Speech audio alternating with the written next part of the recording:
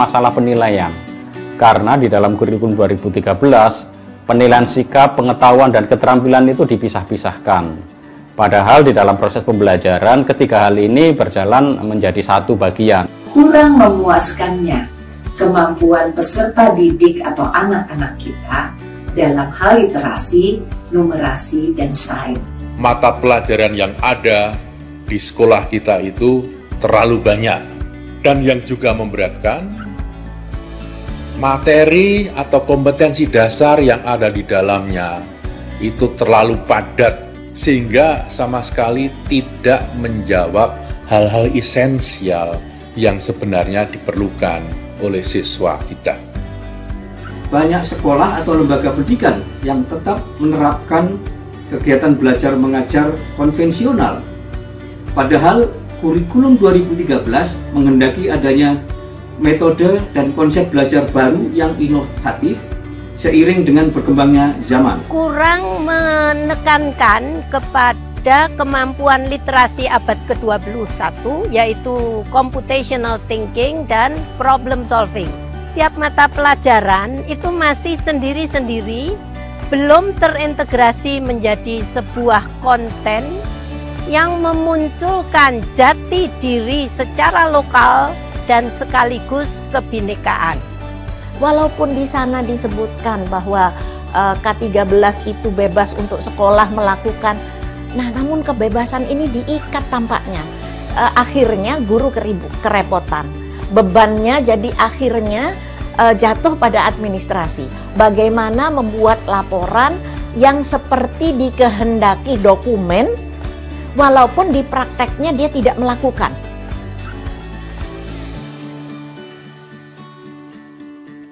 Kebutuhan pembelajaran yang dibutuhkan saat ini dan mungkin juga masa depan itu adalah kemerdekaan dan kebebasan bagi anak-anak untuk memilih materi yang akan ia pelajari untuk kepentingan hidupnya di masa depan.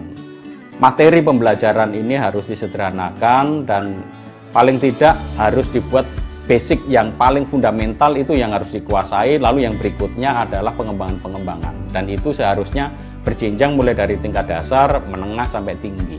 Setiap guru dan setiap siswa itu selalu merefleksikan apa yang sudah dia pelajari, sehingga pembelajaran bisa bermakna, kemudian berpusat pada siswa, potensinya, kreativitasnya bisa tergali dengan adanya Merdeka Belajar ini.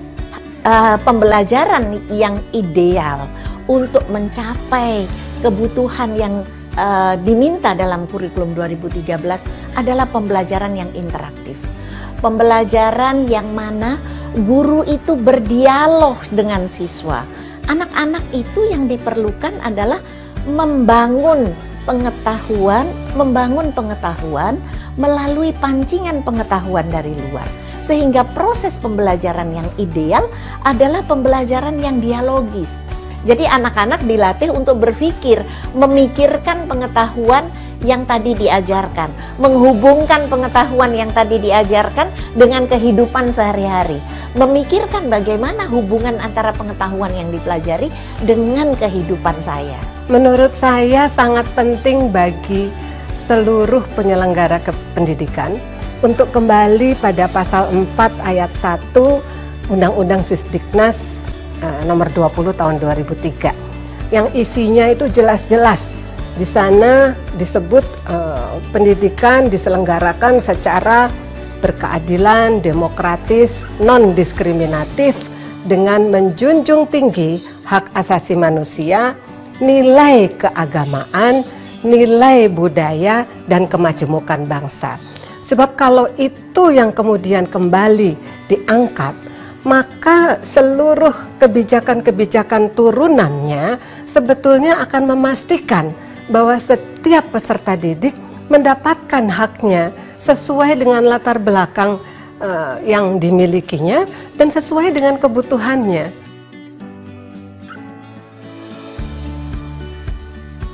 Harapan saya kurikulum ini mungkin bisa dikatakan lebih terindividualisasi, lebih terpersonalisasi, sehingga struktur di dalam kurikulum, metode pembelajarannya perlu memberikan ruang bagi peserta didik untuk memilih atau mengembangkan tema-tema tertentu yang akan mereka gunakan di dalam membangun masa depannya. Lebih jelas lagi, orientasi terhadap kebutuhan peserta didik itu, yang artinya penyederhanaan sangat dibutuhkan. Kurikulum yang sangat sederhana yang membuka kemungkinan bagi para guru justru untuk mengembangkannya sesuai dengan kebutuhan dari peserta didik yang sangat beragam, itu saya kira sangat dibutuhkan. Kurikulum yang sebenarnya diperlukan ada kurikulum yang sederhana, mudah dimengerti gitu, sehingga para guru itu bisa memainkan dan mendesainnya sesuai dengan kebutuhan sekolah maupun para siswa dan siswinya. Untuk perbaikan kurikulum, saya berharap agar aspek-aspek yang terkait dengan pembangunan karakter dan keterampilan hidup itu lebih ditingkatkan. Guru harus didorong, diberi kepercayaan melakukan yang bahasa, yaitu problem driven iterative adaptation.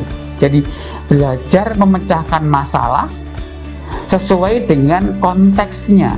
Itulah konteksnya supaya using everything based on their environment gitu ya.